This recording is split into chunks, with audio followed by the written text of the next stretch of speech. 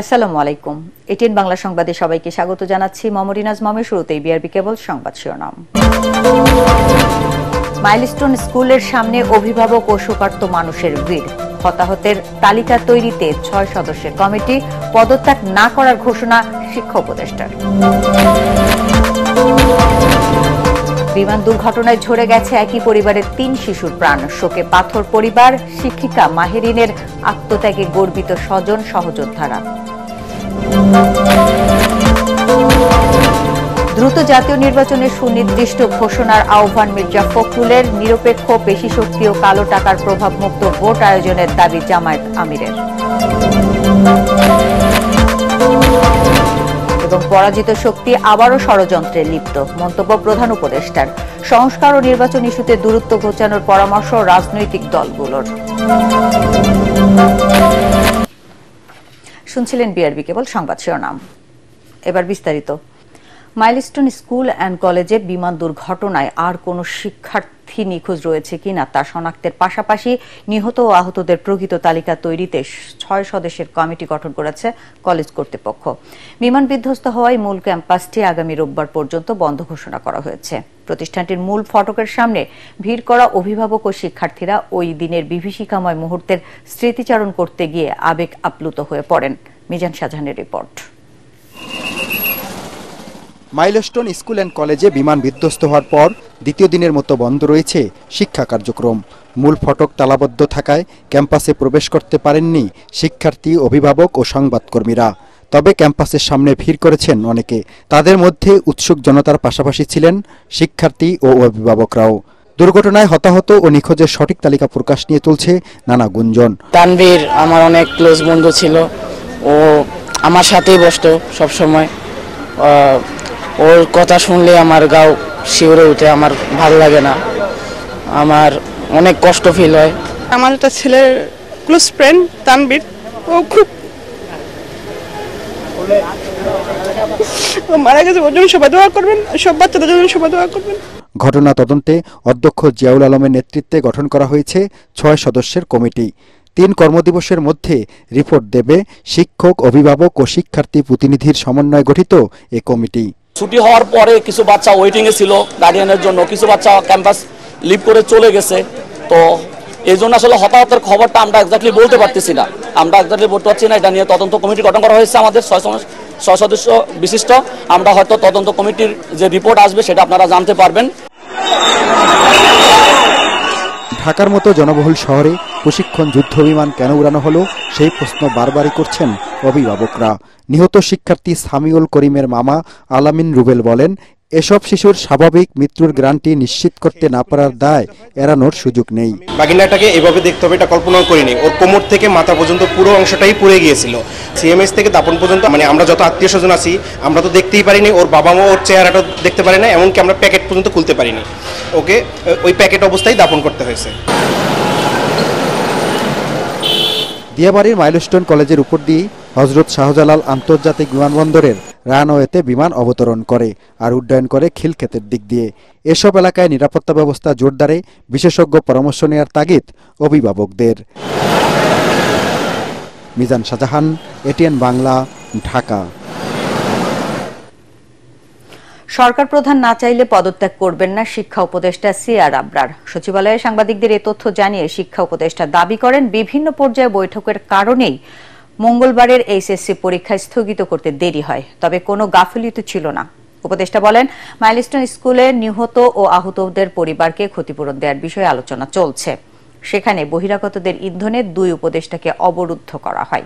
রিপোর্টে জানাচ্ছেন মাহবুব কবির চপল। জুলাই আন্দোলনে 15 বছরের একটা সরকার নামাইছি, ওনারে নামাইতে আমাদের 15 মিনিট লাগবে না, ওনারে বইলা দিয়ে পদত্যাগ করতে। রাত 3টায় পরীক্ষা স্থগিতের সিদ্ধান্তের প্রতিবাদে মঙ্গলবার সচিবালয়ে বিক্ষোভ ও ভাঙচুর চালায় এইচএসসি পরীক্ষার্থীরা। আইনশৃঙ্খলা বাহিনীর সাথে সংঘর্ষে আহত হয় শতাধিক। বিকেলে সরিয়ে দেয়া হয় শিক্ষা সচিবকে। উপদেষ্টাও একই পথে যাবেন কিনা শুরু হয় এমন আলোচনা। তবে উপদেষ্টা অধ্যাপক সিআর আবরার জানান, তিনি নিজে থেকে পদত্যাগ করবেন না। এই ঘটনার প্রেক্ষিতে আপনার দায়িত্বে থাকার আর সুযোগ আছে? আমার মনে হয় রায় আপনারাই যখন দিয়ে দিচ্ছেন, আপনার না, আমার এখানে দেওয়ার তেমন কিছুই নাই। এখানে কোনো রকমের অব্যবস্থাপনা এখানে হয়নি। আমি সেটাই বোঝাতে চেষ্টা করছি। ব্যবস্থা নির্দিষ্ট যে নিয়ম কানুন আছে, আমি আর আপনাদের সঙ্গে উত্তর দেবো না। অশেষ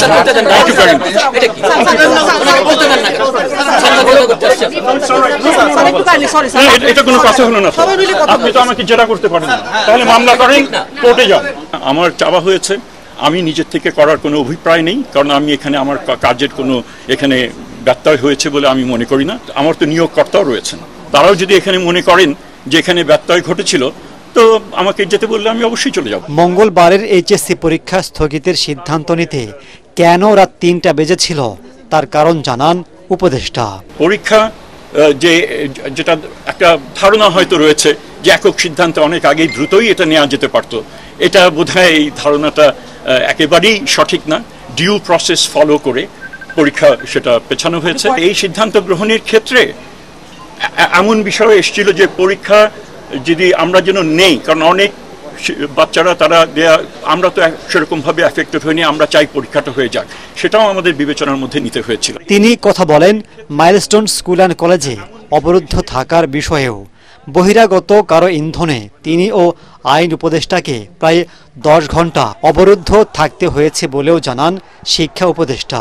বলেন, নিহত ও আহতদের পরিবারকে ক্ষতিপূরণের বিষয়ে আলোচনা চলছে। সেখানে কোনো রকমের জন্য বল প্রয়োগ করা না হয় সেটা আমরা নিশ্চিত করতে চেয়েছি। প্রয়োজনে আমরা এখানে 1 দিন 2 দিন থাকবো, সেটাও আমরা মানসিকভাবে সিদ্ধান্ত নিয়েছিলাম। কম্পেনসেশন এগুলো ওয়ার্কআউট করতে হবে, এগুলো সম্ভব না। তো আমরা দ্রুততম সময়ের মধ্যে এই বিষয়গুলো আমরা করব। ওই এলাকায় প্রশিক্ষণ বিমান চলাচলের বিষয়টি পুনর্বিবেচনার দাবি রাখে বলে মনে করছেন শিক্ষা উপদেষ্টা। মাহবুব কবির চপল, এটিএন বাংলা, ঢাকা। উত্তরার মাইলস্টোন স্কুলে বিমান বাহিনীর যুদ্ধ বিমান বিধ্বস্তের ঘটনায় ঝরে গেছে একই পরিবারের 3টি ফুল। আরিয়ান, বাপ্পি ও হুমায়ুরকে হারিয়ে শোকে পাথর গোটা পরিবার। একই অবস্থা দুর্ঘটনায় প্রাণ কেড়ে নেয়া অনিকা ও সামিউলের পরিবারের। বিমান দুর্ঘটনার কারণ কোনো ধরনের অবহেলা থাকলে তা খুঁজে বের করে দায়ীদের বিচারের দাবি এখন অবুঝ সন্তান হারানো পরিবারগুলোর। শোকাহত কয়েকটি পরিবারের খবর জানাচ্ছেন ঐশী গোস্বামী প্রভা।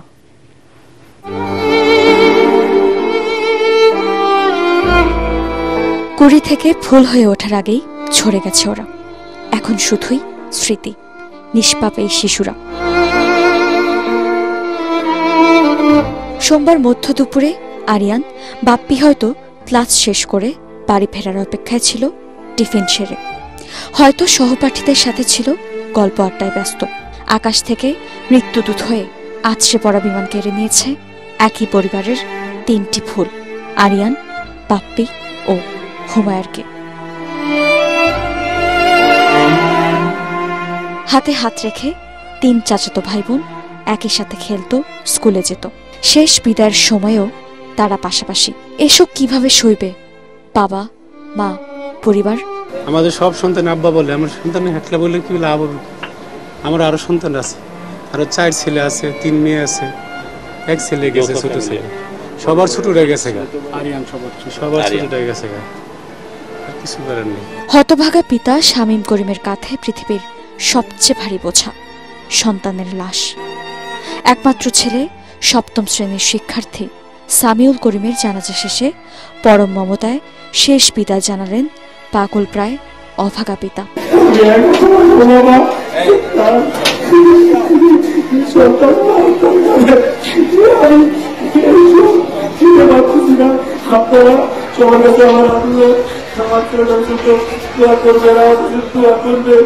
দুই বোন সুমাইয়া, আনিকার খুনসুটি লেগেই থাকত, কিন্তু সুমাইয়া কখনোই ভাবতে পারেনি এক নির্মম দুর্ঘটনা কেড়ে নেবে আদরের ছোট বোন নুসরাত জাহান আনিকাকে। ছোট মেয়েকে হারিয়ে মোহাম্মদ আবুল হোসেন ও পারুল আক্তার বাকরুদ্ধ। আদরের মেয়ের কথা বলতে বলতে কান্নায় ভেঙে পড়েন মা বাবা। যে দুর্ঘটনা হয়েছে শুনতেছি লোকের মাধ্যমে, এটা নাকি অনেক পুরাতন ফাইটার ছেলে। এটা যদি সরকার ব্যবস্থা না নেয় তাহলে আর ক্ষতি হবে মানুষের। আর প্রশিক্ষণ যাতে দূরে কোথাও হয়, ঢাকা সিটি যাতে না হয়। আমার আর কি বলার থাকবো, আমার বাচ্চা চলে গেছে, আমার কি বলার, আমার বাচ্চারা কি দিতে পারবো না, আমার বাচ্চারা তো আর দিতে পারবো না, আমি আর কিছু করার নাই। ঘুরে বেড়ানো আর ছবি আঁকা ছিল ছোট্ট অনিকার শখ। কথা বলতে গিয়ে স্বজনরা বলছেন এভাবে আর কাউকে যেন বুকের ধনকে হারাতে না হয়।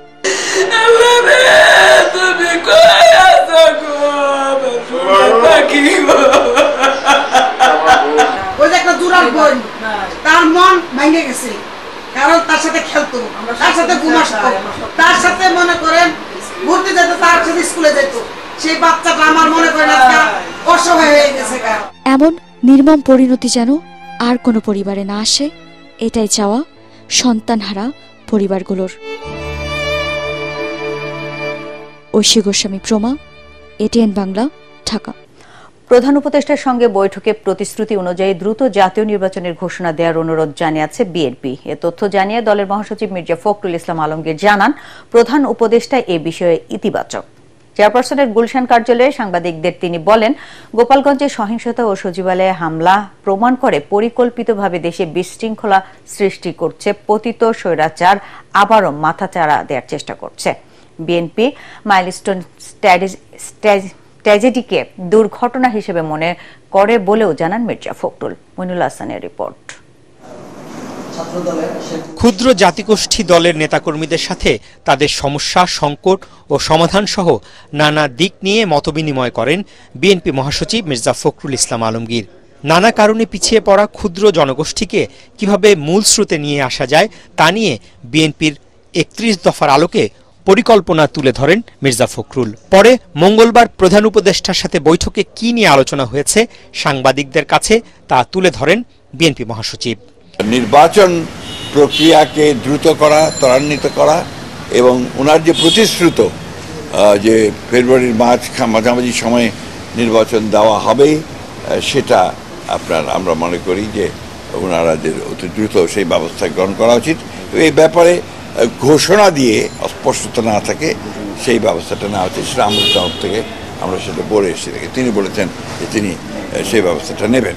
সাংবাদিকদের প্রশ্নের জবাবে তিনি বলেন, দেশে বিশৃঙ্খলা সৃষ্টি করে পতিত স্বৈরাচার তা থেকে ফায়দা নেয়ার চেষ্টা করছে। গণঅভ্যুত্থানের মধ্য দিয়ে যে পরিবর্তন নিয়ে আসা হয়েছে, ফ্যাসিস্ট আওয়ামী শক্তিকে যে পরাজিত করা হয়েছে, সেটা এই জুলাই আগস্ট মাসেই ওই শক্তির আবার উত্থানের একটা নমুনা দেখা মতো অবস্থা তৈরি হয়েছে। রাজনীতি মানেই হচ্ছে প্রতিপক্ষকে ঘায়েল করার চেষ্টা করা, কথা দিয়ে ঘায়েল করার চেষ্টা করা এবং নিজেরটাকে এস্টাবলিশ করার চেষ্টা করা। সেটা নিয়ে আমরা খুব বেশি চিন্তিত না, কারণ রাজনীতির নিয়মটাই তাই। মাইলস্টোন ট্র্যাজেডি নিয়ে সামাজিক যোগাযোগ মাধ্যমে নানা অপপ্রচারের বিষয়ে দৃষ্টি আকর্ষণ করা হলে মির্জা ফখরুল বলেন, এটিকে দুর্ঘটনা বলেই মনে করে তার দল। But the pilot, young pilot, সেই বিমানটাকে আপনার সেফ জায়গায় নিয়ে যাওয়ার জন্য চেষ্টা করেছে যাতে স্কুলের উপরে না পড়ে, কিন্তু সেটা সে পারেনি। মাইলস্টোন ট্র্যাজেডিতে নিহত পরিবারের প্রতি সমবেদনা ও আহতদের সুস্থতা কামনা করে বিএনপি মহাসচিব জানান, দলের দুই শীর্ষ নেতা বেগম খালেদা জিয়া ও তারেক রহমান এ বিষয়ে সার্বক্ষণিক খোঁজ খবর রাখছেন। মইনুল হাসান, এটিএন বাংলা, ঢাকা। আগামী বছরের প্রথমার্ধেই জাতীয় নির্বাচনের দাবি জানিয়েছেন জামায়াতে ইসলামের আমির ডাক্তার শফিকুর রহমান। তবে নির্বাচন আয়োজনে সরকারের কোনো ধরনের অপরিপক্কতা মেনে নেওয়া হবে না। সিলেটের বিয়ানীবাজারে জামায়াতে ইসলামী আয়োজিত সুধী সমাবেশে প্রধান অতিথির বক্তব্যে তিনি এসব কথা বলেন। জামায়াত আমির বলেন, অতীতের বস্তা পচা প্রক্রিয়ায় নির্বাচন হলে জনগণ তা মেনে নেবে না। নির্বাচন হতে হবে স্বচ্ছ, নিরপেক্ষ ও পেশি শক্তি প্রভাব মুক্ত। প্রবাসীদের শুধু ভোটাধিকার নয়, তাদের ভোট গ্রহণ নিশ্চিত করারও দাবি জানান তিনি। দেশকে সুশৃঙ্খল অবস্থায় আনতে হলে আমাদের একটা কার্যকর নির্বাচন লাগবে। সেই নির্বাচনটা আমরা আশা করছি আগামী বছরের প্রথম দিকে ইনশাআল্লাহ অনুষ্ঠিত হবে। কিন্তু সেই নির্বাচনটা কেমন চাই?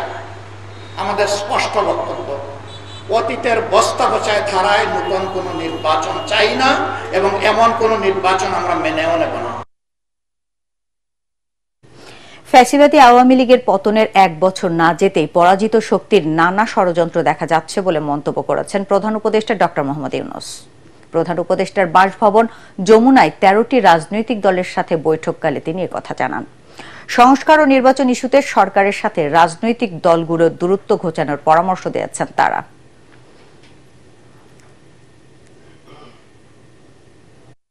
এই গণ অভ্যুত্থানের সবচেয়ে বড় স্টেক হোল্ডার বা অংশীদারদের মধ্যে ছাত্র নেতৃবৃন্দ অন্যতম।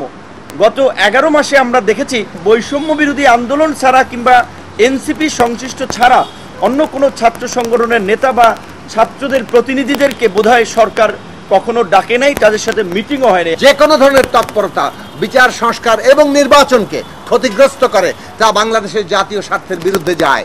কাজেই জনগণকে আজকে ঐক্যবদ্ধ হতে হবে। পথ একটাই, সুশাসনের জায়গায় আসা, আর এইটা করার জন্য আমাদের সামনে একটাই পথ, দ্বিতীয় কোনো পথ আর নাই।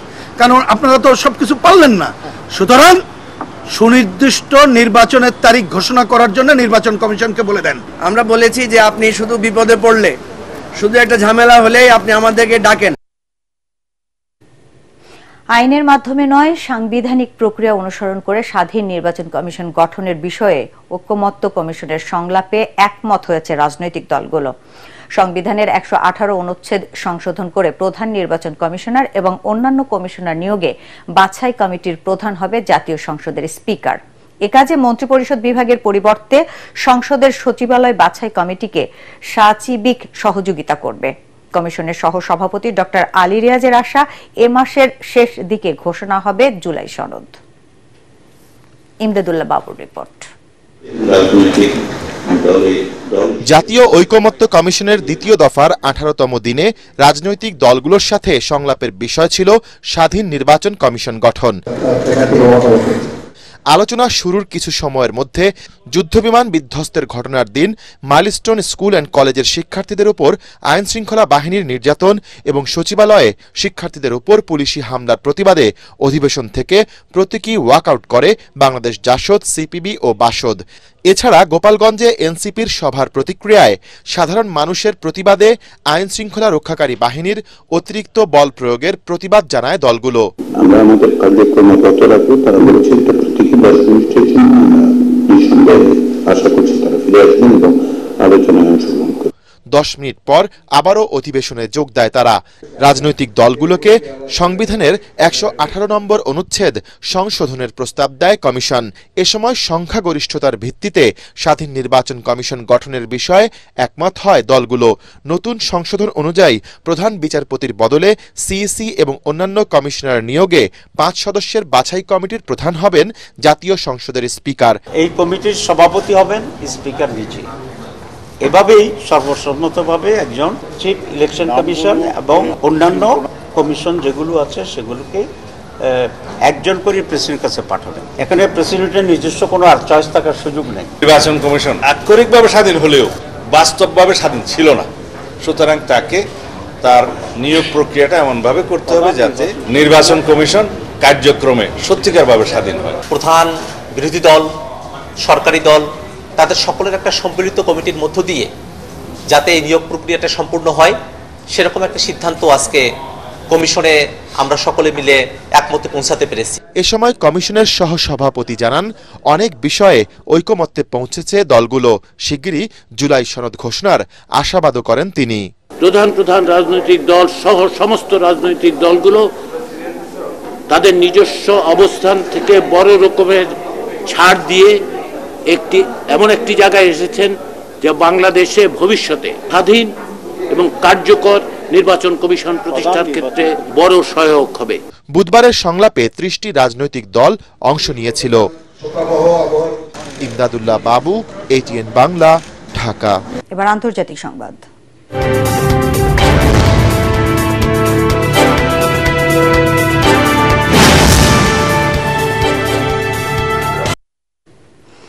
ইসরায়েলের সাথে যুদ্ধের জন্য ইরান প্রস্তুত বলে জানিয়েছেন ইরানের প্রেসিডেন্ট মাসুদ পেজেশকিয়ান।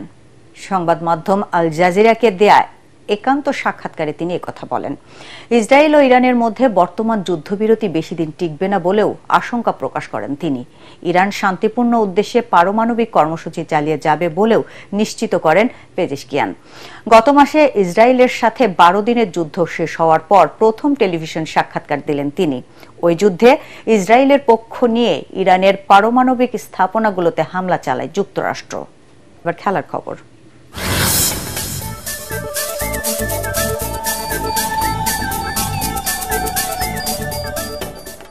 পাকিস্তানকে টি-20তে হোয়াইট ওয়াশের লক্ষ্যে সন্ধ্যায় শেষ ম্যাচে মাঠে নামবে বাংলাদেশ। সিরিজে 2-0 এগিয়ে টাইগাররা।